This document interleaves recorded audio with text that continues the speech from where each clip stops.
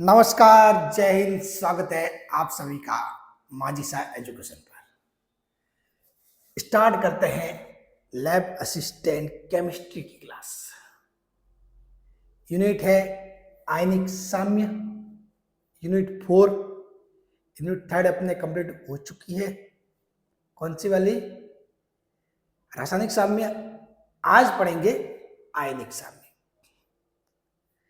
जो आयनिक साम्य आपके यूनिट है उसमें कौन कौन से टॉपिक जो आपके सिलेबस में दिए हुए हैं।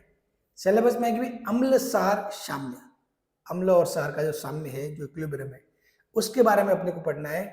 पीएच का मान, जो अम्ल सार के पीएच के मान कैसे निकालते हैं, ठीक है, वगैरह वो सारी चीजें अपन देखेंगे।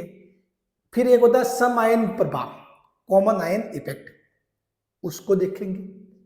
बफर विलेन और अम्ल सार अनुमापन, ठीक है, ये सारी चीजें अपन इस आयनिक साम्य में देखने वाले हैं। ये सारे जो टॉपिक है ये अपन इस आयनिक साम्य में ये टॉपिक पढ़ने वाले हैं, ठीक। अब यदि सवालों की बात करें कि अब तक एग्जाम में सर जी इस यूनिट से कितने सवाल पूछे गए हैं, क्या ये यूनिट इंपॉर्टेंट है, क्या इसको छोड़ा जा सकता है, ठीक है, क्या सर इसको पढ़ना ही पड़ेगा? देखो, पढ़ना ही पड़ेगा, कोई ऑप्शन नहीं है, समझना ही पड़ेगा। और सिंपल भी है, आपको पता है, मैं समझाऊंगा तो आपको समझ में आ भी जाएगा, ठीक है। देखो, 2016 में 3 सवाल पूछे गए थे। जो एग्जाम में क्वेश्चन की बात करें, 2016 में 3 सवाल पूछे गए थे। 2018 में 3 सवाल पूछे गए। 2016 में 3 सवाल पूछे गए, 2018 में 3 सवाल, 2022 में भी 3 सवाल पूछे गए। और 2022 के सेकेंड यानी 22 में 2 पेपर हुए थे, एक तो 28 जून वाला, एक 29 जून वाला। तो जो 28 जून वाला है उसमें 3 सवाल और 29 जून वाले में 4 सवाल। तो देख लो, इतने इतने सवाल आ रहे हैं, मतलब, ठीक है। ये तो सवाल तो खूब है, 3 सवाल तो खूब होते हैं, ठीक है। कि भाई जैसे कि आपके केमिस्ट्री के कुल मिला के 30 सवाल बनते थे, इसमें से 3 सवाल ये आ रहे हैं, मतलब ये एक यूनिट का पूरा जो 10वां भाग है वो यूनिट ले रही है, ठीक है। तो इसको आपको छोड़ना है ही नहीं। आयनिक साम्य समझना, आपने यदि रासायनिक साम्य से समझा है, रासायनिक साम्य के कॉन्सेप्ट आपको पता है, उसकी बातें पता है, तो आयनिक साम्य में आपको इजीली समझा दूंगा, इसमें कोई बड़ी बात नहीं है। जैसे समझाऊं वैसे आपको समझना है, आपके मस्त कॉन्सेप्ट सेट हो जाएंगे, आपको मजा आ जाएगा। कि अब तक यदि आयनिक साम्य से डर लग रहा था कि सर ये आयनिक साम्य क्या होता है, तो मतलब वो डर सब कुछ खत्म हो जाएगा, ठीक है ना। मामला आपके लिए बिल्कुल आसान हो जाएगा, ठीक है। चलो,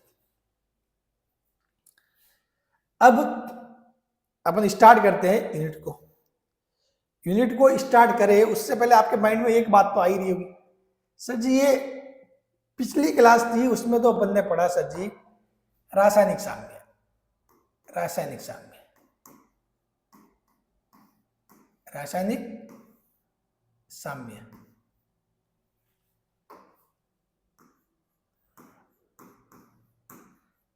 अब अपन पढ़ रहे हैं सर जी आयनिक साम्य।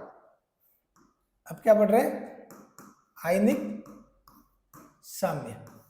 तो इन दोनों में क्या फर्क हुआ है, क्या अंतर हुआ, इन दोनों में फर्क क्या हुआ, अंतर क्या हुआ? जैसे कि रासायनिक साम्य में अपन एक अभिक्रिया बार बार वो लेते थे काम में, क्या?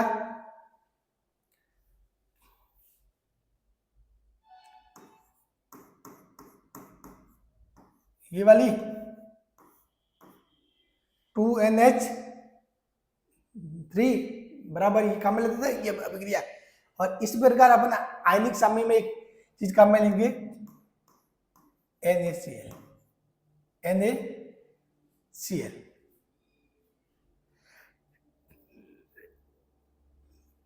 ठीक है।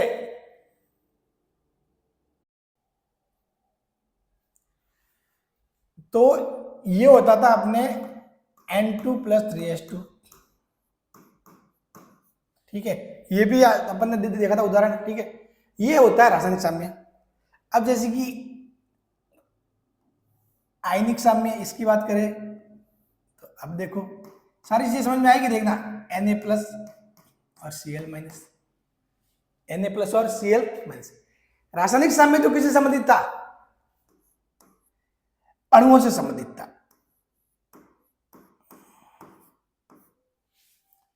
रासायनिक साम्य किससे संबंधित था? अणु से संबंधित था। आयनिक साम्य किससे संबंधित होगा? आयन से संबंधित। किससे संबंधित है? आयन से। किससे संबंधित है? आयन से। ये किससे संबंधित है? आयन से। रासायनिक साम्य में क्या था कि भाई अपना जो अमोनिया है वो नाइट्रोजन और हाइड्रोजन में टूट जाता है और इनके मध्य साम्य स्थापित हो जाता है, या फिर ये दोनों मिलकर अमोनिया का वो करते निर्माण और उनके मध्य साम्य स्थापित हो जाता है। साम्य तो पता है आपको, सब कुछ समझा रहेगा कि साम्य की स्थिति क्या होती है। ठीक है, जब उत्पाद और अभिकारक की सांद्रता स्थिर हो जाती है। ठीक है, उसी प्रकार ये बात किसकी होती है? रासायनिक साम्य में। किसकी बात करते थे अपन? रासायनिक साम्य में बात करते हैं किसकी? अणु की। ये होता है रासायनिक साम्य। अब आयनिक साम्य में बात करेंगे अपन आयन। जैसे कि जो नमक है NaCl, NaCl क्या? नमक है। नमक दो पार्ट में क्या टूटता है? Na+ और Cl-। ये टूटेगा कब? ये मतलब ऑटोमेटिकली जैसे पढ़ाया तो नहीं टूटेगा, इसको पानी में घोला जाता है। एक्चुअली में ये होता क्या है? NaCl और H2O जल, साथ में जल मिला दिया जाता है, साथ में जल। ठीक है, तो नमक को जब जल में घोला जाएगा तो Na और प्लस और Cl- दो पार्ट में ये टूट जाएगा। दो पार्ट में टूट जाएगा, यानी कि इससे मिलकर Na+ और Cl- बन रहा है। तो क्या होगा? ये साम्य स्थापित होगा। साम्य स्थापित कैसे? एक स्थिति ऐसी आएगी भाई NaCl मिलकर Na+ Cl- बना रहा है, कि वापस Na+ और Cl- मिलके भी तो वापस NaCl बनाएंगे, तो ये अभिक्रिया आगे पीछे होती रहेगी। लेकिन एक स्थिति ऐसी आएगी कि जब साम्य स्थापित हो जाएगा, यानी कि दोनों की सांद्रता स्थिर हो जाती है। जो प्योर नमक है उसकी सांद्रता और जो Na+ और Cl- आयन है उनकी सांद्रता वो स्थिर हो जाती है। ठीक है, समझ गए? उस स्थिति को बोलेंगे आयनिक साम्य। समझ गए? इसको बोलेंगे अपन आयनिक साम्य। ठीक है, ये है अपने कुल मिला के मैटर, आयनिक साम्य वाला। बात क्लियर? चलो, अब जब अपन आयनिक साम्य में बात करेंगे ना, तो आयनिक साम्य क्या होगा? उसमें लगभग चीजें क्या होगी? अपन देखो, एक चीज आता, नाम आते, कुछ नाम आते हैं, मैं आपको नाम के बारे में थोड़ा सा कर देता हूं, चीजें क्लियर, ताकि आगे आपको दिक्कत नहीं हो। एक शब्द आता है विलय।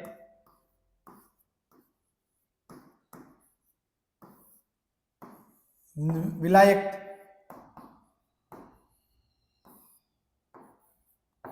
और विलयन। विलय, विलायक और विलयन। अब देखो, जैसे कि नमक को आपने जल के अंदर घोला, नमक को जल के अंदर घोला तो विलय तो क्या हो गया? नमक, NaCl। ठीक है, ये क्या हो गया? ये क्या हो गया? नमक हो गया। ठीक है, और विलायक क्या हो गया? जल। विलायक क्या हो गया? जल, H2O। ठीक है, लेकिन ये जो विलयन हुआ वो क्या हुआ? इन दोनों का मिक्सर, इन दोनों का साथ में NaCl प्लस जल, ये हो गया विलयन। समझ गए? तो विलायक जो ज्यादा होगा वो विलायक, भाई ऐसा तो होता नहीं कि मतलब आप जल में क्या कर रहे हो? नमक को घोल रहे हो, नमक में जल को नहीं घोल रहे। ठीक है, नमक में जल को नहीं घोल, जल में नमक को घोल रहे हो। ठीक है, तो जल क्या ज्यादा है? वो विलायक है अपना। ठीक है, वो घोल देता है इसको, Na+Cl- को। ठीक है, तो जल क्या है? विलायक है। जल क्या है? विलायक है। और जल विलायक क्यों है वो भी मैं बताऊंगा आगे, क्योंकि ये तोड़ देता है इनको दो पार्ट में, Na+Cl- तोड़ देता है। ये क्या, ये भी एक चीज होती है इसकी। ठीक है, सारी चीजें विलायक नहीं, जैसे कि मतलब जो ज्यादा हो गया वही विलायक नहीं होता, ऐसा कुछ जरूरी नहीं है। ठीक है, विलायक वो होता है जिसमें किसी दूसरे विलय को डाले तो विलय अपने आप में क्या टूट जाता है। समझ गए? वो सबसे बेस्ट अपन विलायक मानते हैं। ये हो गया अपना विलयन, NaCl और जल। तो ये तो डाउट हो गया क्लियर, विलय, विलायक और विलयन, ये तीन चीजें होगी क्लियर।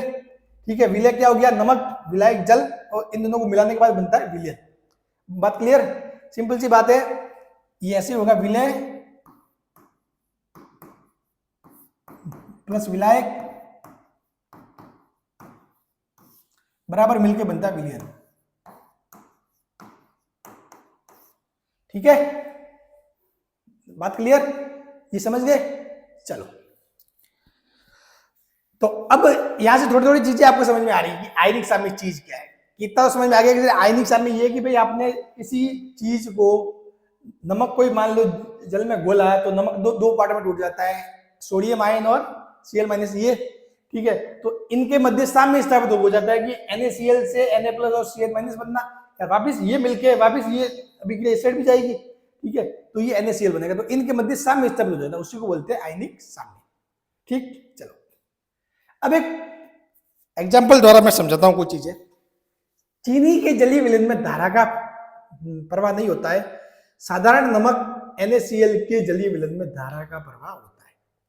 जो चीनी का जलीय विलयन है, देखो ये चैप्टर की स्टार्टिंग है, तो स्टार्टिंग वाली जो क्लास है उसको आज समझना बहुत जरूरी है। इसको थोड़ा अच्छे से आपके जो कॉन्सेप्ट है वो क्लियर हो जाएंगे तो उसके बाद आपकी दिक्कत नहीं आएगी, ठीक है ना।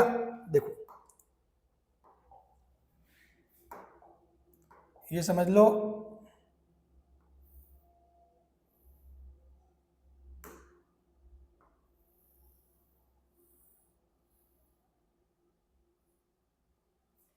यहां पर भी मैंने लगा दिया कोई कोई पात्र है, और यहां पर भी कोई पात्र हो गया, ठीक है। और ये हो गया बल्ब,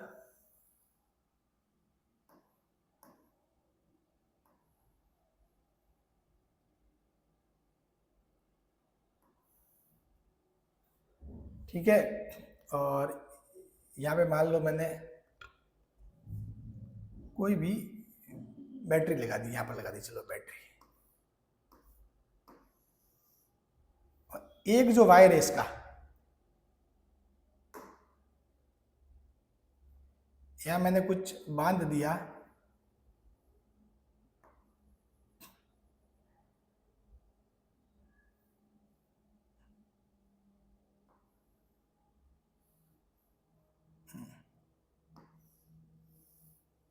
ये वायर है, यहाँ टच किया, अब वायर कहीं भी टच नहीं हो रहा है, सीधा यहां से निकालकर ये क्या कोई चालक पट्टिका समझ लो, ठीक है। अब इसके अंदर अपन ने भर दिया,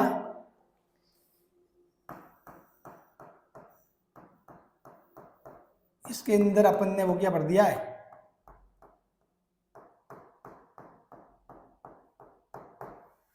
ये देखो, ये है चीनी का जलीय विलयन। ये क्या है, चीनी का जलीय विलयन, मतलब जो पानी था, पानी में चीनी मिलाई और उसके बाद विलयन बना दिया, चीनी का जलीय विलयन, चीनी का जलीय विलयन, चीनी का जलीय विलयन। एक सेम टू सेम चीज है, साधारण नमक NaCl के जलीय विलयन में धारा का प्रवाह होता है। ये सब कुछ बताऊंगा चीजें क्या हो रही है, ठीक है। यहां भी देखो अपने ये लगाई, ये चालक पट्टिका लगाई, चालक पट्टिका लगा दी, ठीक है। यहां पर भी अपन ने ऐसे ऐसे लगा के ये बल्ब लगा दिया, ये बैटरी लगा दी।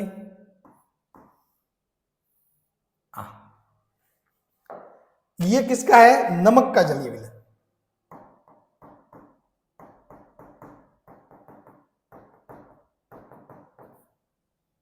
ये क्या है, नमक का जलीय विलयन,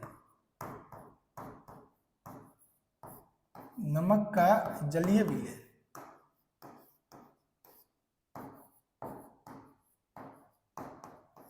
ठीक है, बात क्लियर। चलो तो कहना क्या चाह रहा है, पहला कह रहा है कि चीनी के जलीय विलयन में धारा का प्रवाह नहीं होता है। आपने क्या किया, ये जो चीज स्टार्ट की तो ये बैटरी से धारा निकलेगी, यहां से निकलेगी, यहां से निकली, यहां आई, यहां आई, यहां आई, यहां आगे धारा को आगे पाथ मिला ही नहीं, यहां आगे धारा बह ही नहीं पाई, जा ही नहीं पाई, ठीक है। तो बल्ब नहीं जलेगा, क्या होगा, बल्ब नहीं जलेगा,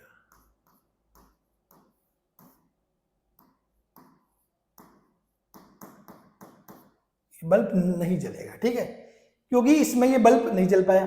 सेम टू सेम अगर अपन नमक का जलीय विलयन ले तो क्या होगा, धारा यहां आएगी, यहां आएगी, यहां आएगी, यहां आएगी, वापिस यहां आएगी, यहां आएगी, बल्ब जलेगा, बल्ब जलेगा। अब आप सोचोगे सर जी वहां तो आपने बताया बल्ब नहीं जला, यहां जला, ऐसा क्या हुआ है? चीजें तो सेम टू सेम है। तो देखो यहां पर ये विलयन है ना, यहां पर ये जो नमक का जलीय विलयन, ये क्या कर रहा है? एक चालक की भांति व्यवहार कर रहा है, एक चालक की भांति। क्यों? क्योंकि जलीय विलयन में क्या नमक है, इस जलीय विलयन में क्या नमक है, नमक है मतलब क्या है इसमें क्या है? Na प्लस और Cl माइनस आयन है, Na प्लस और Cl माइनस आयन है, ठीक है, Na प्लस और Cl माइनस क्या है? आयन है, ठीक है। तो क्या होगा भाई? अगर मान लो ये वाला सीरा, ये वाला सीरा अपन, ठीक है, कोई सीरा इसका उच्च पे होगा, कोई निम्न पे होगा, मान लिया, ठीक है, या फिर जो भी है, ये Na प्लस Cl माइनस क्या करेंगे? धारा प्रवाह में सेव करेंगे। कैसे? एक साइड बहेंगे Na प्लस, एक साइड Cl माइनस, यानी कि इनका बहाव होगा ऐसे ऐसे, ठीक है। अगर मान लो Na प्लस इस साइड जाएंगे तो Cl माइनस इस साइड आएंगे, यानी कि ये होगा धारा का बहाव। जिस साइड नेगेटिव जाएगा, ठीक है, जिस साइड नेगेटिव जाएगा उसका उल्टा धारा का बहाव होगा, ठीक है।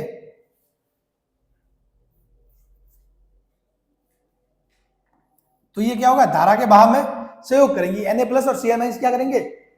इसके धारा के बहाव में सहयोग करेंगे, सीधी सी बात है। ये धारा जैसे कि यहां से ये अपने बैटरी से निकली, यहां तक धारा पहुंची। अब इस धारा को आगे कौन लेके जा रहा है?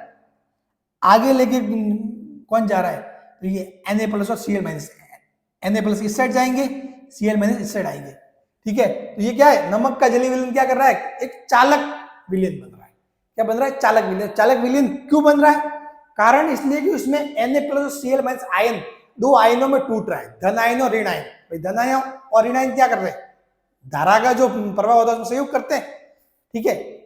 धन आयन धारा की दिशा में बहते हैं और ऋण आयन धारा की विपरीत दिशा में बहते हैं, ठीक है। तो सिंपल सी बात भाई, ये धन आयन है मतलब क्या है और ये ऋण आयन है मतलब क्या है? इसके ऊपर क्या एक्स्ट्रा इलेक्ट्रॉन है, तभी तो ये क्या ऋण आयन है, कहने का मतलब ये तो हुआ, ठीक है। तो ये क्या है? नमक का जलीय विलयन क्या करता है? चालक की भांति वो करता है व्यवहार, चालक की भांति व्यवहार, चालक की भांति व्यवहार, चालक की भांति व्यवहार।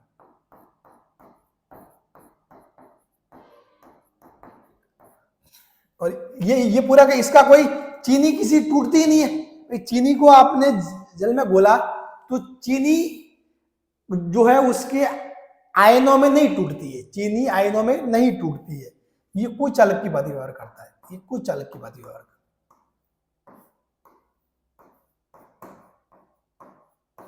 कुछ चालक की तरह व्यवहार करता है। अब देखो ये तो लिया आपने नमक का जलीय विलयन, ठीक है। मान लो कोई दूसरी चीज भी ले सकते हैं, वो भी यदि दो पार्ट यदि आयनों में टूट रही है तो उस स्थिति में भी धारा बहेगी, ठीक है, बात क्लियर है।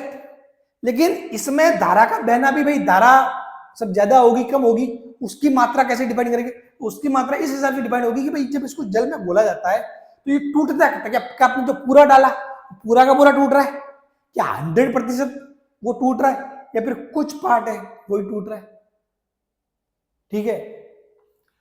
तो ये चीज समझनी जरूरी है। अगर कुछ ही पार्ट टूट रहा है तो आपकी जो धारा है, धारा वो बहेगी कम, पूरा का पूरा पार्ट टूट रहा है तो धारा बहेगी ज्यादा, ठीक है। यानी कि इन सभी चीजों को अपन समझेंगे आगे, ठीक है। तो इतना समझ में आ गया कि भाई चीनी का जलीय विलयन और साधारण नमक इसका जलीय विलयन। चीनी के जलीय विलयन में धारा का प्रवाह नहीं होता, कारण क्योंकि चीनी आयनों में नहीं टूट पाती, और साधारण नमक है उसके जलीय विलयन में धारा का प्रवाह होता है क्योंकि ये आयनों में टूट जाता है। नमक क्या होता है? आयनों में टूट जाता है। तो इसी के आधार पर जो ये आयनों में टूटना है ना, उस घटना को बोलते हैं आयनीकरण। क्या बोलते हैं? आयनीकरण। ये जो आयनों में टूटने वाली घटना है इसको बोलते हैं आयनीकरण। बात क्लियर, ठीक है। अब देखो आयनीकरण या आयनन, तो आयनन के आधार पर पदार्थों का वर्गीकरण, आयनन के आधार पर पदार्थों का वर्गीकरण। आयनन के आधार पर पदार्थों के वर्गीकरण की बात करें तो एक तो होता है विद्युत अनअपघट्य, ठीक है, प्रबल विद्युत अपघट्य, और एक होता है दुर्बल विद्युत अपघट्य। देखो एक तो होता है विद्युत अनअपघट्य, विद्युत अनअपघट्य। वे पदार्थ जो जल में आयनित नहीं होते, जिनको यदि आपने जल में मिला दिया तो वो आयनित नहीं होंगे, वो धनायन और ऋणायन में नहीं पड़ते। आयनित होना मतलब क्या होता है? आयन मतलब होता है कि किसी पदार्थ को आपने जल में घोला तो वो धन आयन और ऋण आयन में टूट जाता है, ठीक है, उसको बोलते हैं आयनन, उसका मतलब, ठीक है। तो वे पदार्थ जो जल में आयनित नहीं होते, इनके आयनन की मात्रा alpha equal 0। Alpha same to same वही है वियोजन की मात्रा जो अपने रासायनिक सामने में पढ़ा था, उसी प्रकार यहाँ पे इसको बोलेंगे आयनन की मात्रा। तो अल्फा इक्वल टू 0, इनके लिए क्या होगा? Alpha equal to 0। अल्फा, इनके आयनन की मात्रा अल्फा इक्वल टू 0। वे पदार्थ जो जल में आयनित नहीं होते, ठीक है, जिनके इनके आयनन की मात्रा क्या है? Alpha equal to 0। उदाहरण क्या है? यूरिया, ग्लूकोज, सुक्रोज, वही चीनी, ठीक है। तो ये सारे क्या? विद्युत अनअपघटीय है। तो एक तो क्या होता है पदार्थ विद्युत अनअपघटीय, यानी कि जो बिल्कुल भी नहीं टूटते, अल्फा इक्वल टू 0, जो बिल्कुल भी नहीं टूटते हैं, समझ गए? नेक्स्ट फिर आता है प्रबल विद्युत अपघट्य।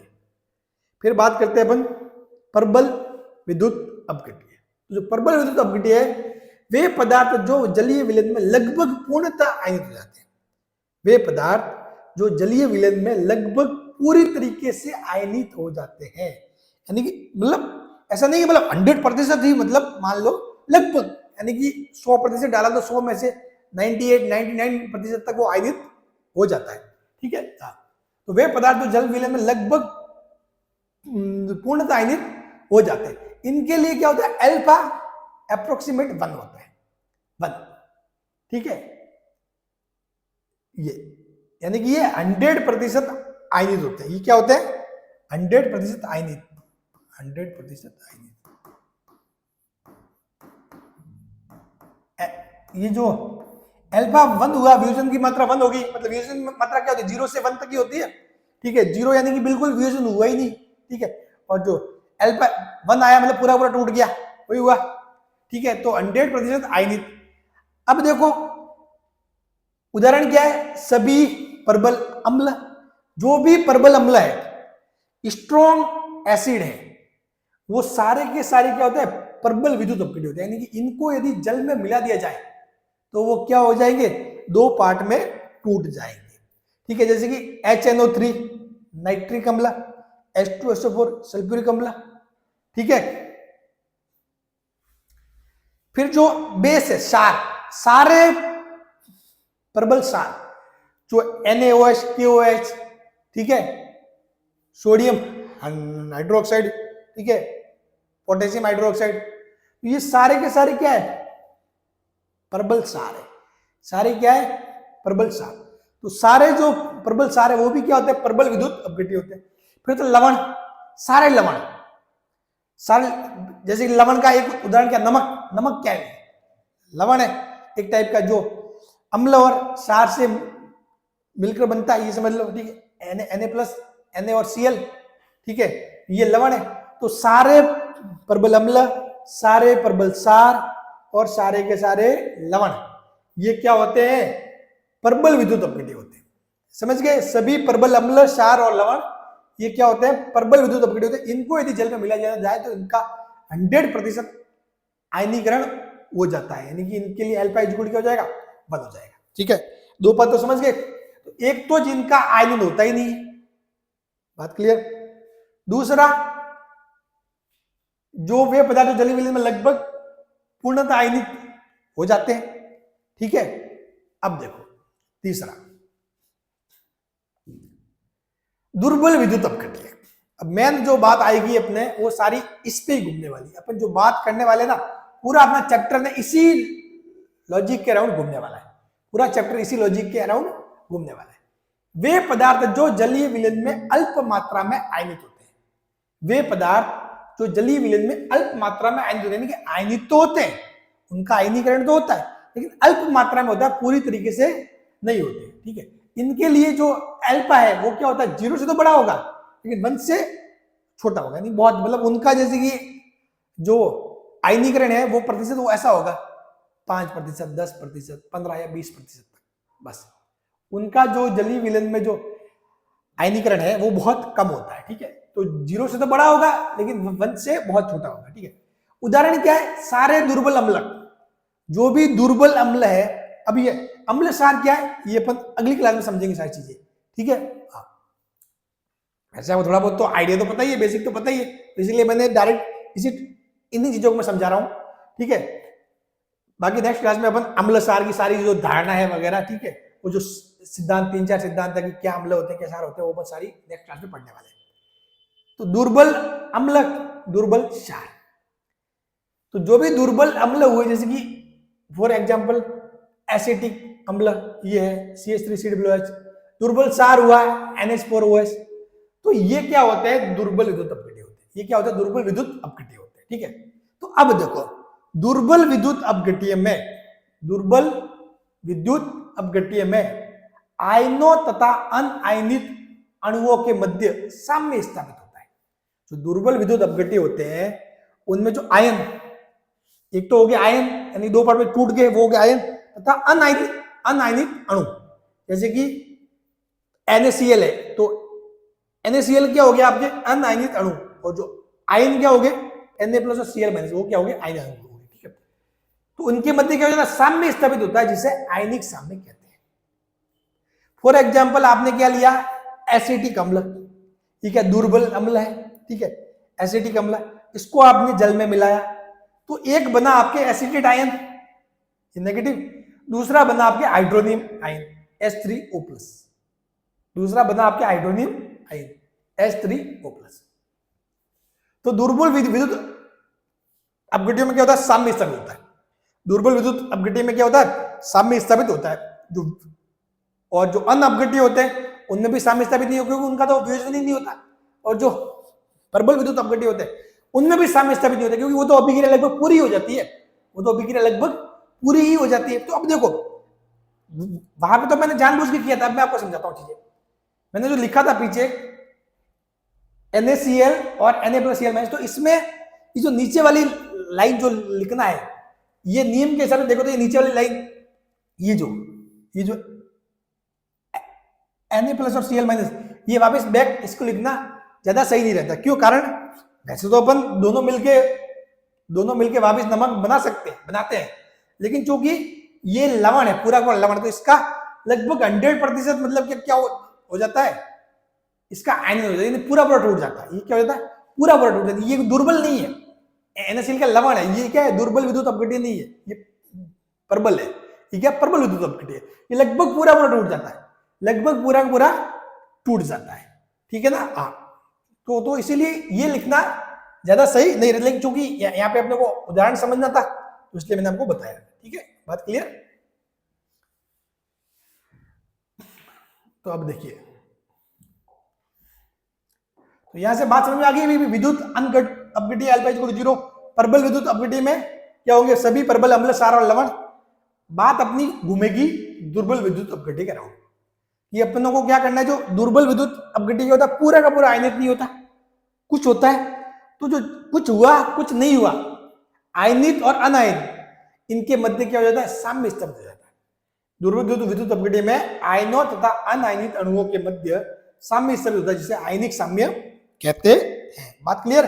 जैसे कि ये क्या होगा, एसिडेट आयन और हाइड्रोनियम आयन मिलके क्या बनाएंगे वापस, CH3COOH और H2। समझ गए। तो ऐसे चीजें होती रहेगी, चीजें क्या करेगी, ये होती रहेगी आपस में, ठीक है ना। चलो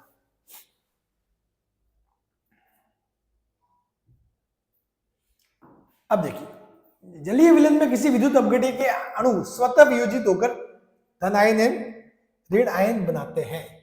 जो जलीय विलयन होता है, जलीय विलयन में किसी विद्युत अपघट्य के अणु स्वतः वियोजित होकर धन आयन एवं ऋण आयन बनाते हैं। मतलब क्या क्या होता है, ऐसे मैं बताऊं आपको चीजें।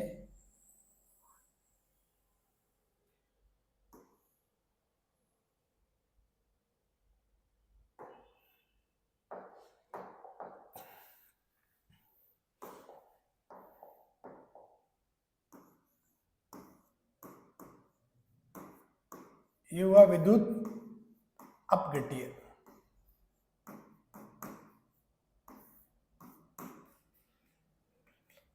जल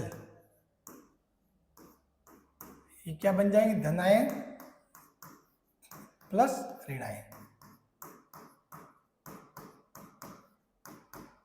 धन आयन प्लस ऋण आयन। तो जलीय विलयन में किसी विद्युत अपघटनीय अणु स्वतः वियोजित होकर धन आयन एवं ऋण आयन बनाते हैं। तो विद्युत अपघटनीय प्लस जल योजक, धन आयन प्लस ऋण आयन। तो जो आयनन की मात्रा होती है, एक चीज आती है आयनन की मात्रा, ये ध्यान रखना, यहाँ पे वर्ड क्या है, आयनन की मात्रा है। एक शब्द आएगा आगे आयनन स्थिरांक, स्थिरांक अलग चीज होगा, कांस्टेंट। ये मात्रा आयनन की मात्रा अल्फा, वो होगा वियोजित अणुओं की संख्या बटा वियोजन से पहले के अणुओं की कुल संख्या, वियोजित अणुओं की संख्या बटे वियोजन से पहले के अणुओं की कुल संख्या। समझ गए, ये होगा आपके अल्फा। बात समझ गए। जो पहले कितने थे, पहले कितने थे, मान लो पहले आपके पास 50 अणु थे, ठीक है, 50 में से 10 वियोजित हो गए, ठीक है, वियोजित अणुओं की संख्या कितनी, 10, ठीक है, तो यानी कि कितना हो गया 1/5, यानी कि ये कितना हो गया 0.2, वियोजन की मात्रा कितनी है 0.2 आ गई। बात क्लियर, ऐसे ही है। चलो नेक्स्ट, विलायक का परावर्तनांक जितना उच्च होगा उसकी आयनीकृत क्षमता उतनी ही अधिक होगी। जो विलायक है, विलायक का परावर्तन, विलायक यानी कि जिसमें विलय को बोलते हैं वही, तो विलायक का परावर्तनांक जितना उच्च होगा उसकी आयनीकृत क्षमता उतनी ही अधिक होगी। यानी कि जो विलायक है उसका जो परावर्तनांक का मान, जो अपन ने फिजिक्स में पढ़ा था परावर्तनांक, तो उस परावर्तनांक का मान जितना उच्च होगा उसकी आयनीकृत क्षमता उतनी ही अधिक होगी, उसकी आयनीकृत क्षमता उतनी ही अधिक होगी। जल का परावर्तनांक उच्चतम 80 होता है, तो जल का परावर्तनांक 80 होने के कारण ये सबसे प्रबल आयनीकारक विलायक है। जल सबसे अच्छा प्रबल और आयनीकारक विलायक है, सबसे अच्छा विलायक। इस चीज को घोलना है तो अपन क्या करते हैं, इसको पानी में घोल दो, वही वाली बात है, ठीक है। जल सबसे अच्छा क्या आयनीकारक विलायक, ये उसको क्या करता है, आयनों में तोड़ देता है।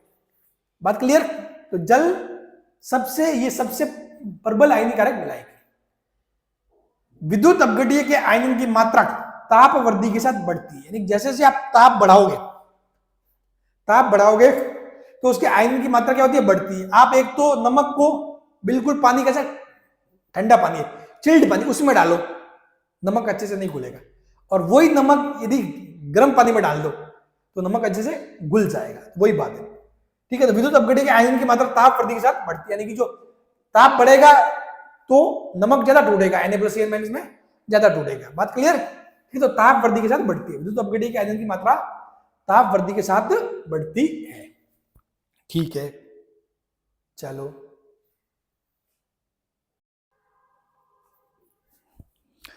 अब देखो नेक्स्ट है सम आयन प्रभाव, कॉमन आयन इफेक्ट, सम आयन प्रभाव। तो यदि किसी दुर्बल, ये क्या कहता है, यदि किसी दुर्बल विद्युत अपघट्य के विलयन में सम आयन वाला कोई प्रबल विद्युत अपघट्य मिला दिया जाए तो इससे दुर्बल विद्युत अपघट्य की वियोजन की मात्रा कम हो जाती है। यह प्रभाव सम आयन प्रभाव कहलाता है, यह प्रभाव सम आयन प्रभाव कहलाता है। कहने का मतलब ये हो गया, यदि किसी दुर्बल विद्युत अपघट्य के विलयन में सम आयन वाला कोई प्रबल विद्युत अपघट्य मिला दिया जाए तो इससे दुर्बल विद्युत अपघट्य के वियोजन की मात्रा कम हो जाती है, यह प्रभाव सम आयन प्रभाव कहलाता है। अब देखो ये क्या है, ये अपने है एसिडिक अम्ल, ये है दुर्बल विद्युत अपघट्य। ये क्या है, एसिडिक अम्ल है, ठीक है। ये क्या है, दुर्बल विद्युत अपघट्य, ठीक है। ये दुर्बल विद्युत अपघट्य है, ये दो पार्टों में टूट रहा है, CH3COO- और H+। आप जल को बोल जाओ, जल तो है ही है, ठीक है, तो उसको अपन बार बार साथ में लिखेंगे नहीं, ठीक है। बात क्लियर। अपन जल को बार बार साथ में लिखेंगे नहीं, क्योंकि ये अपने आप तो ये पड़ा टूटेगा नहीं, टूटेगा किसमें, जल में टूटेगा, सिंपल सी बात है। उसको लिखेंगे नहीं अपन, ठीक है, बार बार लिखने का कोई काम नहीं है। आप ये मत सर जी आपने यहाँ पे H2 तो लिखा ही नहीं है, कोई जरूरत नहीं लिखने की, ठीक है, वो वेल नोन है, ऑटोमेटिकली पता है, ठीक है। तो CH3COO- और H+ में टूट जाता है। ये तो क्या दुर्बल है, ठीक है, दुर्बल विद्युत अपघट्य। अब उसमें अपन ने क्या चीज मिला दिया, प्रबल विद्युत अपघट्य मिला दिया। इसमें अपन ने क्या मिला दिया, इसी विलेन में क्या मिलाया, प्रबल विद्युत अपघट्य। ऊपर वाला था दुर्बल, अब अपन ने मिला दिया प्रबल विद्युत अपघट्य। जैसे कि CH3CONA, ठीक है, सोडियम एसिटेट मिला दिया, सोडियम एसिटेट मिला दिया, तो ये टूट जाता है एसिटेट आयन CH3COO- और सोडियम में टूट जाता है। अब देखो, अब इन दोनों में एक चीज आ रही है कॉमन, यदि किसी दुर्बल विद्युत अपघट्य के विलेन में सम आयन वाला कोई प्रबल विद्युत अपघट्य मिला दिया जाए तो इससे दुर्बल विद्युत अपघट्य के वियोजन की मात्रा कम हो जाती है। यह प्रभाव सम आयन कहलाता है। होगा क्या, इसमें भी CH3COO- है, इसमें भी CH3COO- है, तो ये देखो यहां पर लगेगा आपके सम आयन इफेक्ट, यहां पर लगेगा आपके सम आयन प्रभाव, सम आयन प्रभाव, सम आयन प्रभाव। सम आयन प्रभाव होगा कब, जब दुर्बल और प्रबल इन दोनों को मिलाए तो जो दुर्बल वाले का तो टूटता ही है और जो प्रबल है वो पूरा पूरा टूट जाता है, वो तो पूरा टूटता ही है। लेकिन होता क्या कि इसका आयन और इसका आयन समान है, समान है तो क्या होगा कि जो इसके जो आयनीकरण की मात्रा है वो कम हो जाती है। कम क्यों होगी सर जी, तो देखो बेचारा दुर्बल जो है वो मान लो कि CH3COOH और CH3COO- और H टूट गया, इनके मध्य साम्य हो गया, ठीक है, हो गया साम्य, ठीक है, इनकी जो सांद्रता है वो स्थिर होगी। जैसे ही आपने इसको मिलाया तो ये तो क्या है, स्ट्रॉन्ग है, प्रबल है, प्रबल है तो ये क्या है, पूरा पूरा टूट जाएगा, ये पूरा का पूरा टूट जाएगा। तो ये पूरा का पूरा टूटा है तो ये पूरा का पूरा टूट जाएगा, तो ये क्या होगा, यहां पर आप देखोगे तो CH3COO- की सांद्रता बढ़ जाएगी। CH3COO इस विलेन में, इस पूरे विलेन में क्या होगा, CH3COO- की सांद्रता बढ़ जाएगी। क्यों, क्योंकि इसने भी तो दिया ही है, ये वाला आयन इससे निकल के आ रहा है, ठीक है, तो CH3COO- की तो सांद्रता बढ़ जाएगी, तो इसकी सांद्रता बढ़ जाएगी तो साफ बात है जब अपने इस अभिक्रिया को देखो तो जब उत्पाद की सांद्रता बढ़ा दी जाए तो अभिक्रिया पक्ष दिशा में जाएगी, तो ऑटोमेटिकली जो वियोजन की मात्रा है वो क्या हो जाएगी, कम हो जाएगी, वियोजन की मात्रा कम हो जाएगी। यानी कि कहने का मतलब ये हुआ कि CH3COO- की सांद्रता बढ़ जाएगी इसको मिलाने से, और इसकी सांद्रता बढ़ेगी तो ये वाली अभिक्रिया पक्ष दिशा में जाएगी। कौन सी वाली, ये वाली, जो ये वाली अभिक्रिया पक्ष दिशा में जाएगी, ठीक है। और यहाँ पे देखो ये लिखना सही नहीं होगा, थोड़ा सा मैंने, हाँ यहाँ पे इसको ये लिखना ही सही नहीं होगा, क्योंकि यहाँ पे तो ये तो इसमें सामने वाली बात ही नहीं, तो पूरा पूरा टूटना है इसको तो, ठीक है, ये तो पूरा पूरा टूटना ही है, ठीक है। तो ये वाला जो सम आयन है वो सम आयन क्या करेगा, इस पे इफेक्ट डालेगा और इसकी सांद्रता को बढ़ाएगा तो अभिक्रिया पक्ष दिशा में चली जाएगी, यानी कि इसके वियोजन की मात्रा क्या हो जाएगी, कम हो जाएगी। उल्टा जो वियोजित हुआ था वो भी मिलके वापिस CH3COOS बना देगा। समझ गए बात, क्लियर। ये होता है सम आयन इफेक्ट, ये क्या होता है, सम आयन इफेक्ट, ठीक है। यानी कि यदि लिखो तो CH3COO- की सांद्रता बढ़ जाएगी, इसकी सांद्रता बढ़ने से क्या होगा, ये वाले जो उत्पाद है इन उत्पादों की सांद्रता बढ़ेगी, और इन उत्पादों की सांद्रता बढ़ेगी तो अभिक्रिया ऑटोमेटिकली पक्ष दिशा में चली जाएगी, ठीक है। सेम टू सेम अपन किसके लिए देखें, क्षार के लिए देखो, ये क्या है, ये जैसे कि ये अपने दुर्बल अम्ल के लिए देखा था, ये दुर्बल अम्ल क्या होते हैं, दुर्बल विद्युत अपघट्य होते हैं, ठीक है। ये अपन क्षार के लिए देखते हैं, जैसे कि यहाँ पे ये अपने जो काम में लिया है CH3COO- ये क्या है, ये क्या है, ये जो प्रबल विद्युत अपघट्य है क्या, लवण है, ये क्या लवण है, ये क्या लवण, और यहाँ पर भी जो अपन काम में लिए वो लवण है। बाकी जो लवण और स्ट्रॉन्ग एसिड, ठीक है, और स्ट्रॉन्ग बेस, ये सभी क्या होते हैं, प्रबल विद्युत अपघट्य होते हैं, ठीक है। बेस यानी कि क्षार, ठीक है। तो ये देखो, अब ये यहां देखते हैं, चलो ये है दुर्बल, ये है दुर्बल, ये है प्रबल। इसको भी देखो, ये NH4 OH तो ये टूट जाता है NH4+ और OH- में।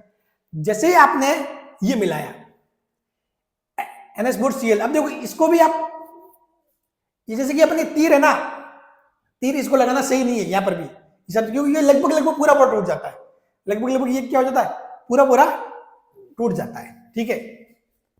तो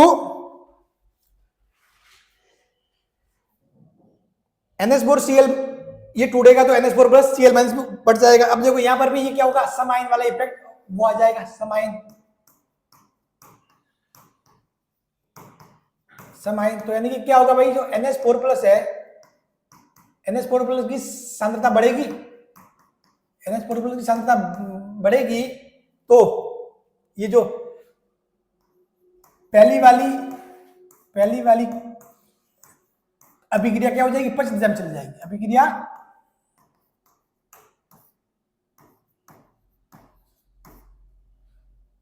जो पहली वाली जो अभिक्रिया है वो क्या हो जाएगी, पक्ष दिशा में। चलो इसको यहां किस सांद्रता बढ़ेगी तो पहली वाली अभिक्रिया पक्ष दिशा में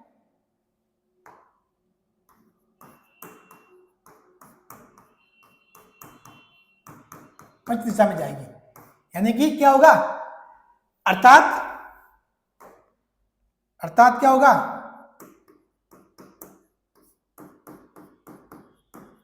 NH4 से की वियोजन की मात्रा घटेगी,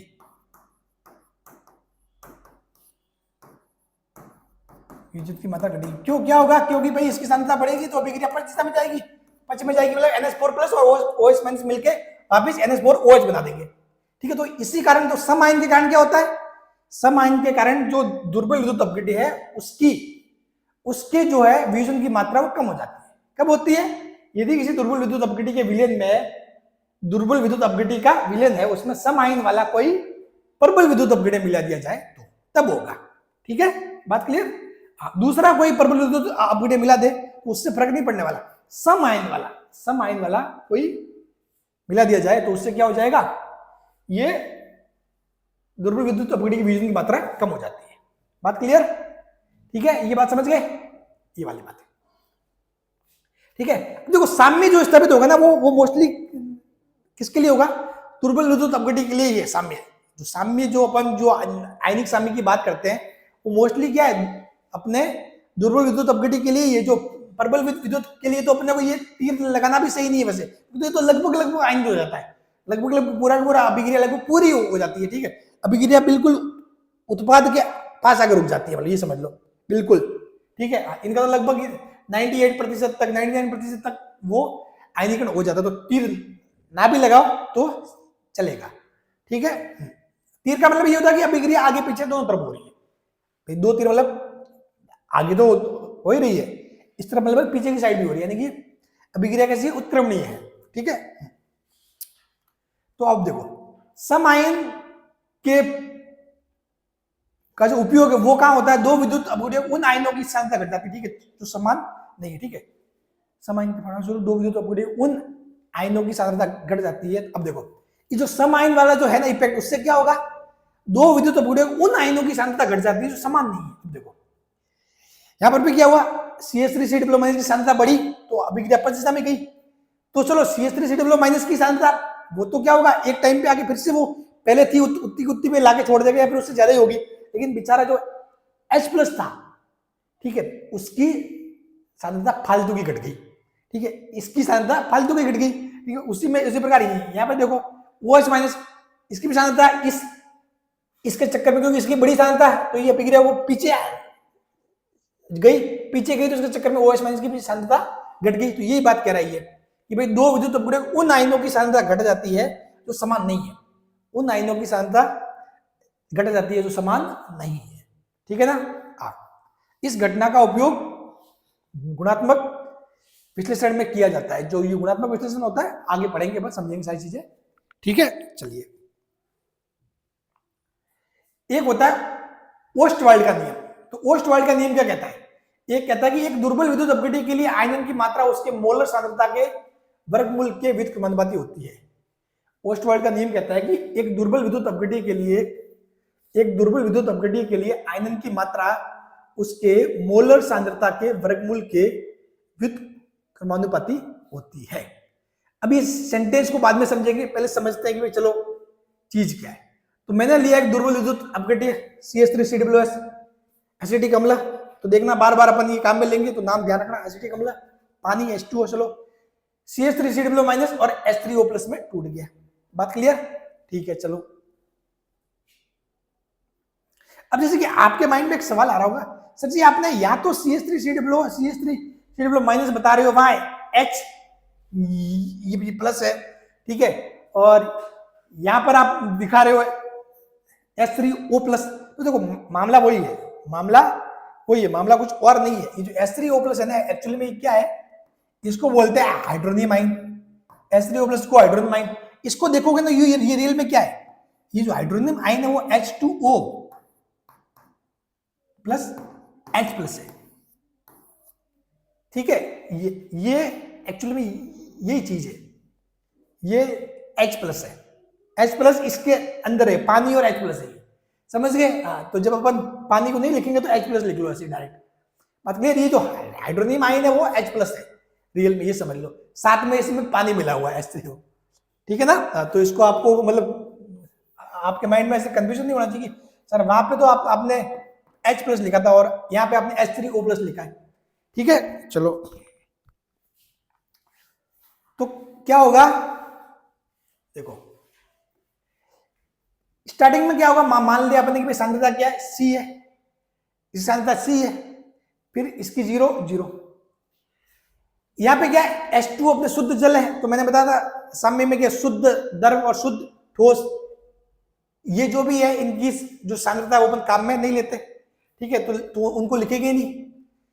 स्टार्टिंग में मैंने माना कि भाई इसमें से इसका वियोजन कितना हुआ, अल्फा, तो ये अपन वैसे लिखते थे जब सामने वाला चैप्टर पढ़ा, एक में से कितना टूटा है, अल्फा टूटा, तो C में से C इंटू 1 माइनस अल्फा, ये हो जाएगा C अल्फा। चलो ठीक है, साम्यावस्था के नियमानुसार, साम्यावस्था के नियमानुसार, तो साम्यावस्था के नियमानुसार क्या होता है, यही चीजें,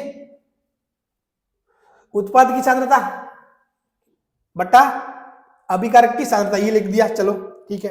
अब देखो आगे क्या होता है, ये अपना जो K इंटू H2 है, अब जो नीचे वाला K है ना, K इंटू ये जो H2 है, इसको अगर इस साइड लेके आ जाऊं तो K इंटू H2 है, उसको बोलेंगे Ka, अम्ल का आयनन स्थिरांक। मैंने क्या किया है, इस H2O को मैं यहां लेके आ गया, अरे यार, इस H2O को मैं यहां लेके आ गया, ठीक है। तो ये K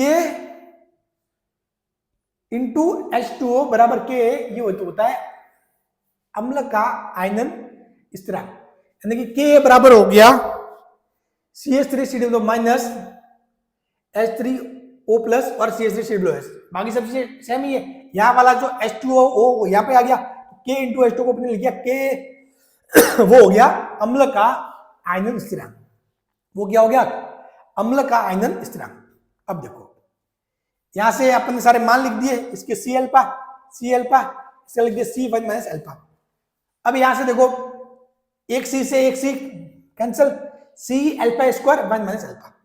अब चूंकि जो एसिटिक अम्ल है उसके लिए वियोजन की मात्रा अल्फा बहुत कम होगी, पूरा वियोजन होता नहीं, एसिटिक अम्ल जल में कितना प्रतिशत घुलता है, 5%, 6%, 7% वो तक घुलता है। तो चूंकि अल्फा लेस देन 1 है, तो अपन क्या कर सकते हैं भाई, ये जो है अल्फा 1 से बहुत छोटा है, तो अपन 1 माइनस अल्फा, इसको क्या लिख सकते हैं, 1 के बराबर लिख सकते हैं, ये तो बात हुई। ये जो अल्फा 1 से बहुत छोटा है, तो जो 1 माइनस अल्फा है वो क्या हो जाएगा अप्रोक्सीमेटली 1 के बराबर लिख दिया जाएगा, ठीक है। तो 1 माइनस अल्फा की जगह क्या लिख दिया, 1 लिख दिया, तो क्या आया K बराबर C अल्फा स्क्वायर, K बराबर C अल्फा स्क्वायर, ये आया, ठीक है। तो यहां से क्या हो गया, अल्फा इक्वल टू हो गया root of K upon C, root of Ka upon C, ठीक है, root of Ka upon C, ये हो गया अल्फा। बात क्लियर। अब देखो ये होगी वियोजन की मात्रा, ये क्या है वियोजन की मात्रा, यहां पर जो आपके अल्फा है वो क्या है वियोजन की मात्रा,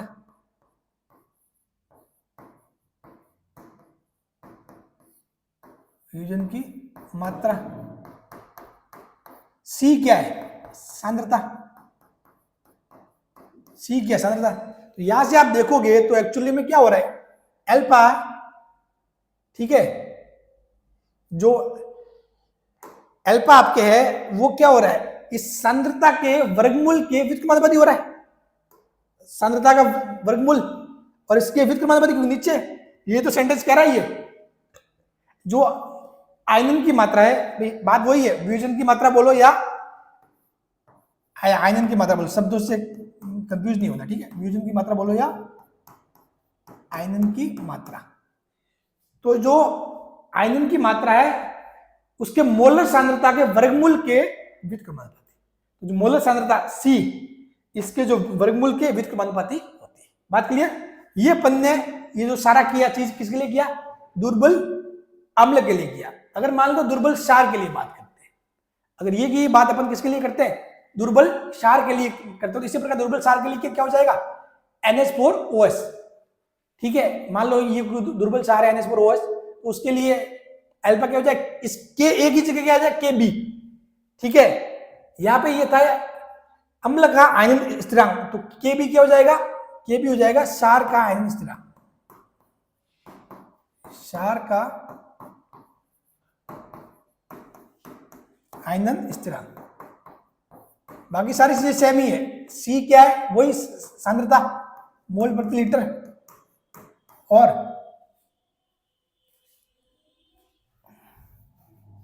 और ये जो अल्फा वही है आयनन की मात्रा, आयनन की मात्रा, आयनन की मात्रा। अल्फा क्या हो जाएगा, आयनन की मात्रा। अब देखो नेक्स्ट, फिर जो अपन जो वियोजन स्थिरांक जो लिखते हैं, अब लिखेंगे कैसे, थोड़ा बहुत इसको भी समझना जरूरी है।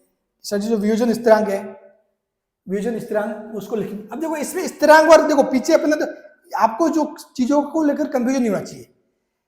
ये होता है अल्फा होता है आयनन की मात्रा या वियोजन की मात्रा, इसका मान हमेशा 0 से 1 के बीच में होगा।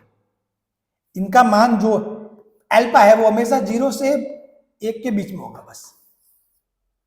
ठीक है, तो एक तो होता है चीज आयनन की मात्रा, ये वियोजन की मात्रा, सेम ही चीज है। ठीक है, एक शब्द आएगा स्थिरांक, एक चीज आएगा स्थिरांक, जैसे कि ये आ गया Ka अम्ल का आयनन स्थिरांक। ठीक है, यहां पे आ गया Kb क्षार का आयनन स्थिरांक। ठीक है, और यहां पे जो अपने अभिक्रिया है वो अपन ने चेंज करके किस में ले आए थे, स्थिरांक की फॉर्म में ले आए थे, जैसे अम्ल का आयनन स्थिरांक। पहले अपन जो लिखी अभिक्रिया वो इसकी फॉर्म में लिखी K की फॉर्म में, फिर अपन ने लिखी Ka यानी कि अम्ल के आयनन स्थिरांक की फॉर्म में लिखी ये अभिक्रिया। ठीक है ना, तो एक्चुअली में जो दुर्बल अम्ल है उसका वियोजन स्थिरांक या जो आयनन स्थिरांक, या फिर जो दुर्बल क्षार है उसका वियोजन या आयनन स्थिरांक कैसे लिखते हैं उसको देखना है। उसको लिखते हैं कैसे, तो देखो AH, AH क्या है, मैंने मान लिया कोई दुर्बल अम्ल है AH। अब इसमें मैंने A और क्या लिखा, H लिखा। H क्यों लिखा, देखो ये जो AH जो भी दुर्बल अम्ल है वो क्या हो जाएगा, A माइनस और H प्लस में टूट जाता है।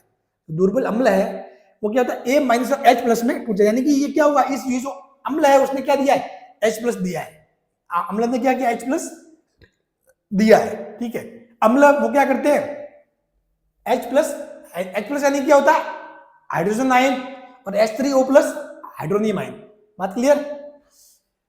तो जैसे कि CH3COO, अब यहां देखो CH3COO और H, तो A माइनस क्या हो गया, CH3COO माइनस और H प्लस।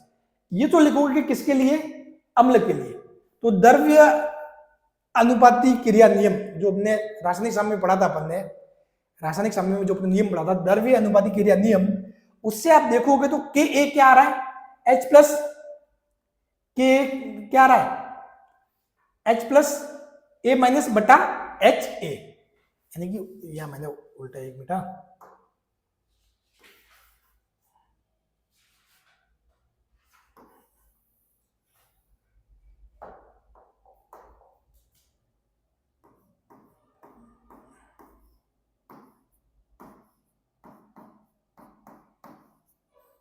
AH,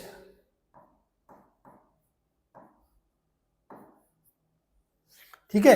तो द्रव्य अनुपाती क्रिया नियम से के ए इक्वल टू क्या आ गया, ए माइनस और एच प्लस बटा ए एच। ठीक है, तो CH3COOH दो पार्ट में टूट जाता है, CH3COO माइनस, एक बनेगा माइनस और एक बनेगा प्लस।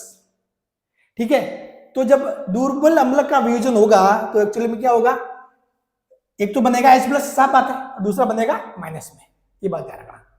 ठीक है, तो द्रव्य अनुपाती नियम से क्या लिखेंगे, A माइनस H प्लस बटा A। अब जैसे इसके लिए लिखना हो तो A माइनस की जगह क्या आ जाएगा, CH3COO माइनस, H प्लस तो है ही है, और नीचे CH3COOH। ठीक है, जैसे फॉर एग्जाम्पल मैं आपको लिख के बता देता हूँ ये भी चीज। ठीक है,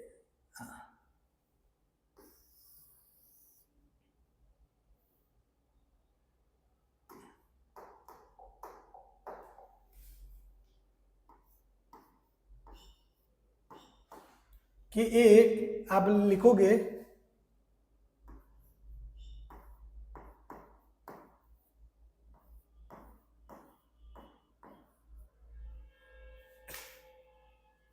CH3COO minus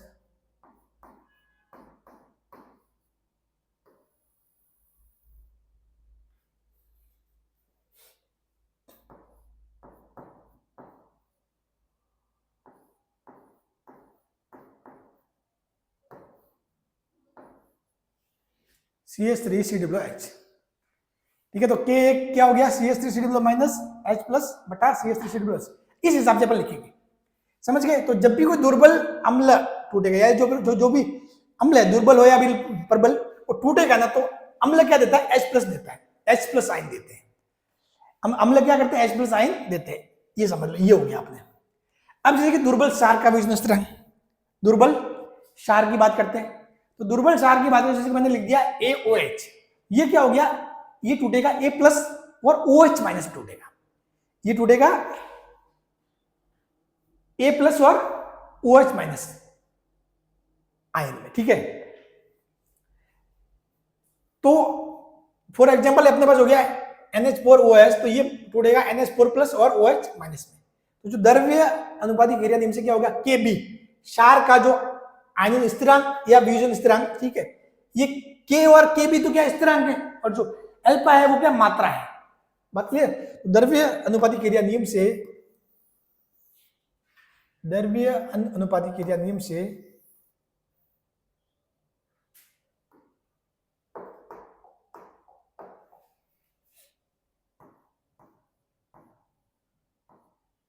KB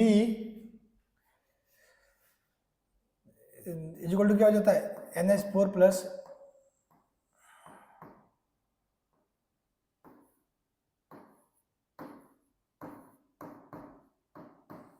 OH minus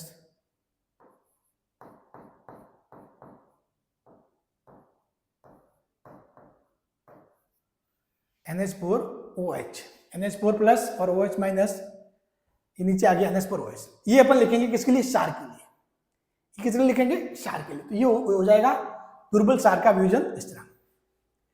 समझ गए। तो कुल मिलाकर जो बात है जो घूमने वाली है ना इस यूनिट में, जो साम्य है, साम्य की बात अपन दुर्बल अम्ल और दुर्बल क्षार इनके लिए करेंगे। ठीक है, दुर्बल अम्ल दुर्बल क्षार, और जो प्रबल अम्ल या प्रबल क्षार वो पूरी तरह टूट जाते हैं, वो पूरे के पूरे टूट जाते हैं।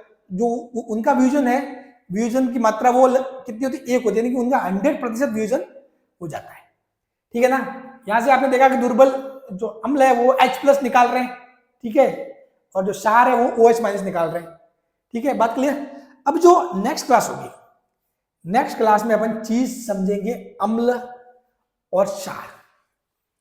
ठीक है, अम्ल, क्षार और लवण, ये क्या चीजें होती है, थोड़ा उनको अपन अच्छे से समझे। आपको थोड़ा वैसे तो पता ही है अम्ल और क्षार के बारे में, बेसिक बेसिक चीजें थोड़ी बहुत आपको पता है ही है, लेकिन अगली क्लास में अपन अच्छे से समझेंगे भाई अम्ल क्या होते हैं, क्षार क्या होते हैं, लवण क्या होते हैं, और इनकी स्टैंडर्ड परिभाषा क्या होती है। क्योंकि अलग अलग इंसानों ने, अलग अलग जो वैज्ञानिक थे जो भी है, उन्होंने अलग अलग डेफिनेशन दी थी। ठीक है, कि भाई अम्ल वो होते हैं, किसी ने बताया सर नहीं अम्ल वो होते हैं, किसी ने और बताया सर जी अम्ल ये होते हैं। ठीक है, इस हिसाब से उन्होंने परिभाषाएं दी थी, उन सभी को भी देखेंगे। क्योंकि एग्जाम में नाम क्या कर पूछ लेते कि इसके अनुसार कौन सा अम्ल है, लुईस अम्ल कौन सा है, लुईस क्षार कौन सा, तो सारी चीजें मतलब एग्जाम में किसी भी हिसाब से पूछा जा सकता है सवाल। ठीक है ना। तो आपको उस हिसाब से तैयार रहना है। अगली क्लास में अपन जो अम्ल और क्षार और जो लवण, इन चीजों का अपन पूरा पूरा पोस्टमार्टम करने वाले हैं। तो चलिए, थैंक यू सो मच, मिलते हैं नेक्स्ट क्लास में। तब तक इस क्लास को अच्छे से समझ लेना, ठीक है। इस क्लास में कोई भी डाउट नहीं रहना चाहिए, तो फिर आगे इस पढ़ने में और मजा आएगा। Thank you so much.